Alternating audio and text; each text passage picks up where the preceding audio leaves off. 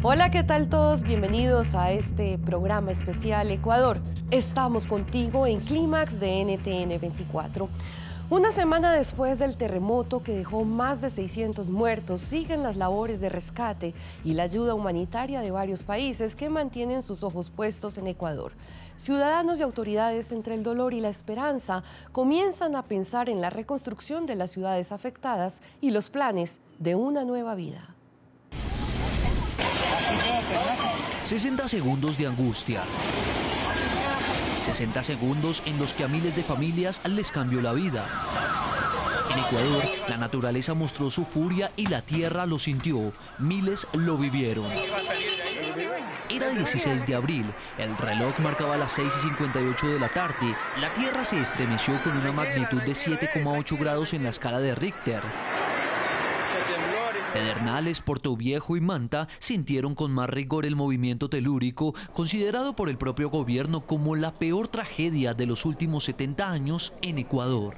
Pero es una lucha larga, así que a mantener la calma, a no desanimarnos y más unidos que nunca. La luz se fue, edificios se derrumbaron, las calles se agrietaron y lo que es más grave, un número hasta ahora inconcluso de ecuatorianos murieron. La oscura noche pasó y llegó un nuevo día. Con la luz del sol se vislumbró la magnitud de la tragedia. Los testimonios de quienes sobrevivieron hablan por sí solos. Todo está en ruinas y pues ahorita estamos viendo pues cuál será nuestro futuro. Los equipos de rescate acudieron a los lugares afectados con la tarea titánica de en 72 horas posteriores al terremoto rescatar a la mayor cantidad de sobrevivientes debajo de los escombros. Transcurrían las horas y la emergencia humanitaria aumentaba por la falta de ayudas. El presidente Rafael Correa y su vicepresidente recorrieron las zonas del desastre. Las noches para miles de damnificados se volvieron una eternidad. Mosquitos, olor a muerte y réplicas de sismos. Y necesitamos casa, necesitamos repelentes, necesitamos muchas cosas. En el día miles de ciudadanos claman por comida y agua. ¡Qué fatal! Usted mira todo eso por allá cómo está. El presidente Correa estima que las pérdidas económicas estarían entre los 2.000 y 3.000 millones de dólares, lo cual equivale a un 2 o 3% del Producto Interno Bruto de esa nación.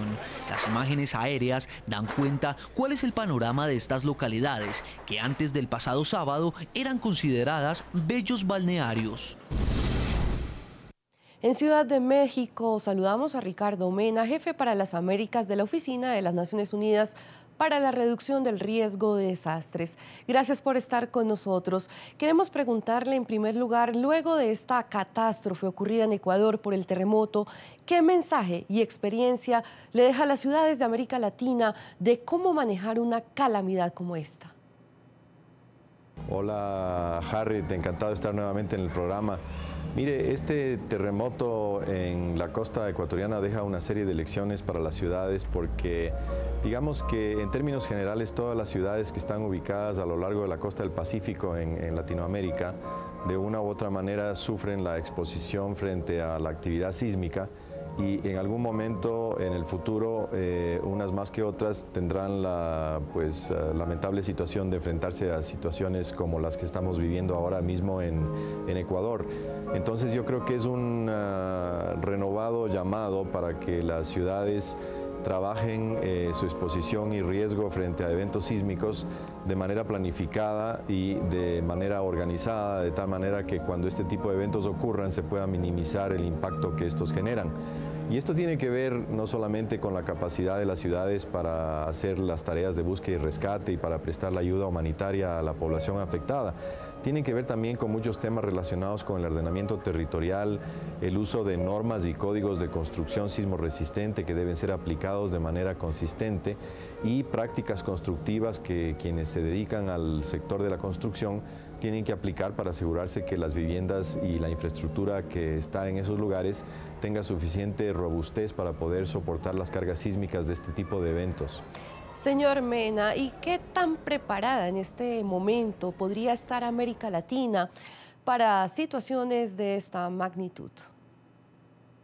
Mire, América Latina en una medida u otra ha trabajado muchísimo en los últimos, diría yo, 10, 15 años en asegurarse que los países y en buena medida las grandes ciudades tengan capacidades, tengan el equipamiento, tengan el personal y también se haga una capacitación y concientización pública para que las personas estén atentas a este tipo de eventos. Yo ahora mismo estoy en Ciudad de México, por ejemplo. Aquí en Ciudad de México se practican regularmente simulacros, se hacen evacuaciones, ejercicios en definitiva que tratan de fijar en la mente de las personas la probabilidad de ocurrencia de un evento de esta naturaleza que ocurre cada 20, 30, 40 o 50 años, a veces cada 100 años. Pero el tema es que si es que no se hace una práctica cotidiana para poder estar consciente de este hecho, la gente pues no lo toma en cuenta y pasan pues luego momentos muy difíciles cuando el sismo ocurre. Y en este sentido yo creo que el llamado es a que se siga trabajando en este tema de preparativos, de concientización, educación pública, pero que también se tome el tema desde el punto de vista de la planificación urbana, por ejemplo, hay muchas ciudades en la región, pero todavía no son la mayoría, que tienen estudios de microzonificación sísmica que permiten determinar cuáles son las áreas de las ciudades que por las condiciones del suelo y las edificaciones pueden sufrir la mayor cantidad de daños. Y entonces este tema, junto con la aplicación de códigos y normas de construcción que a propósito deben ser revisadas por los países cuando ocurren eventos como este que ha ocurrido en la costa ecuatoriana, para reforzar el código y asegurarse que se adecúa a el riesgo sísmico que se puede enfrentar. Recuerde que la zona de Ecuador, frontera con Colombia, es una zona donde ha habido sismos históricamente de gran magnitud. En el año 1906, el siglo pasado, hubo un sismo de magnitud 8.8. Y eso generó una ruptura importante y esa zona se divide en varios segmentos de falla, digamos, y estos segmentos han ido liberando energía más o menos en promedio cada 30 o 40 años. El segmento justamente frente a Jama y Pedernales era un segmento que todavía no había liberado energía y se esperaba que eventualmente un sismo de intensidad 7.7 o mayor podría ocurrir en el futuro y obviamente mientras más tiempo pasa desde el último sismo que ocurrió, más cerca estamos del siguiente. Este es un segmento que más o menos tiene pues periodos de recurrencia de entre 40 y 50 años. Eso fluctúa obviamente dependiendo de las condiciones, pero recuerde que la placa tectónica Nazca choca con la sudamericana y hay un proceso de subducción de aproximadamente 8 centímetros por año. Y eso genera una gran presión en la roca, en el interior de la Tierra, y pues esa energía en algún momento tiene que ser liberada. De manera que tanto frente a Colombia como Ecuador, Perú y Chile, la actividad sísmica es constante y en el futuro se pueden esperar eventos de esta naturaleza pues que se repitan en algún segmento de la costa de Sudamérica. ¿Cuál es la recomendación justamente de las Naciones Unidas, concretamente para que algunas ciudades capitales puedan reaccionar de la mejor manera frente a un sismo? Sí, mire, Naciones Unidas el año pasado aprobó durante la tercera Conferencia Mundial para la Reducción de Riesgo de Desastres el marco de Sendai para la reducción de riesgo de desastres, que es una orientación, una guía para todos los países del mundo sobre cómo disminuir el riesgo de desastres de aquí hasta el 2020. Perdón, hasta el 2030, desde el 2015 al 2030, 15 años que coinciden también con el mismo periodo que los nuevos objetivos de desarrollo sostenibles también adoptados por la organización el año pasado. En ese marco se establecen cuáles son las guías, orientaciones y acciones prioritarias que tanto los países a nivel nacional como las ciudades en el nivel de los gobiernos locales deben llevar a cabo para poder disminuir su riesgo frente a eventos de esta naturaleza u otros, ya sea por amenazas naturales o actos provocados por el hombre, desastres tecnológicos, biológicos, etc.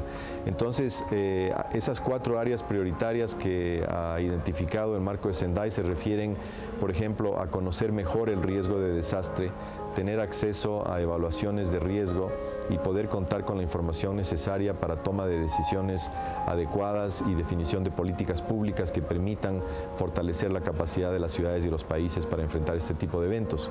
Por otra parte, impulsa la gobernabilidad del riesgo para justamente gestionarlo de una manera más eficaz.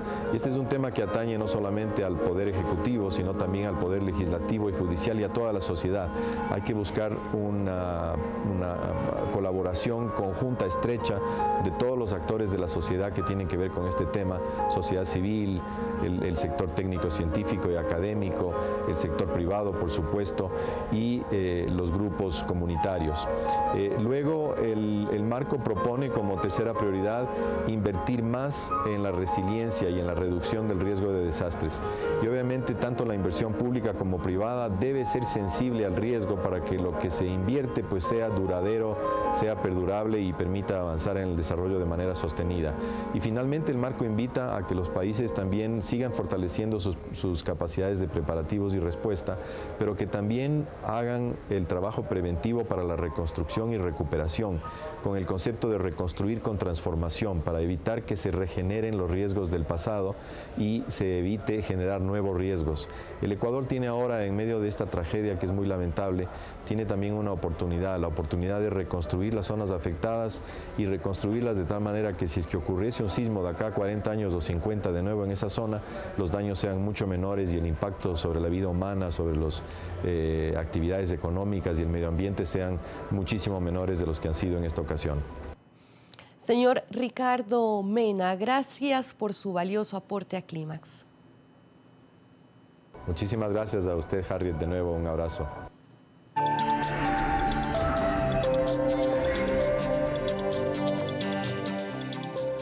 Y mientras regresamos con más información de Ecuador, las autoridades del Zoológico de Praga aún festejan el nacimiento de un elefante. El nacimiento. El Zoológico de Praga ha acogido por primera vez en su historia el alumbramiento de una cría de elefante indio concebida en cautividad. El pequeño macho, que cuenta con horas de vida, pesó 104 kilos al nacer en un parto muy especial al que asistió todo el equipo de criadores y cuidadores del centro praguense. Se trata del primer paquidermo que nace en sus instalaciones en sus 85 años de recorrido. La primera elefante, nacida en Praga, fue Sita, pero su madre llegó al zoo estando ya preñada. En esta ocasión, la cría es hijo de Janita, llegada de Sri Lanka en 2012, y de Mekong, que ya no se encuentra en el Zoo de Praga. Según el director del parque, Miroslav Bobek, el parto salió bien, aunque debido al nerviosismo de la madre, hubo cierto riesgo de que pudiera hacer daño a la cría. Los paquidermos disponen en el zoo praguense de modernas instalaciones desde 2012, el Valle de los Elefantes, con un pabellón climatizado para 10 ejemplares y otro de recreo de más de 8.000 metros cuadrados. Un oso perezoso, un pájaro carpintero, una boa constrictor, un búho y algunas tortugas son algunos de los animales silvestres que fueron liberados por funcionarios de la Corporación Autónoma Regional del Cauca, luego de ser rescatados en el Pacífico y atendidos por veterinarios. El proceso de liberación sucedió en el corregimiento 8, sector de Zabaletas, en donde los funcionarios pudieron internarse en la selva para devolverlos a su hábitat. Algunos de los animales fueron decomisados a personas que los tenían como mascotas, mientras que otros fueron entregados a la policía ambiental.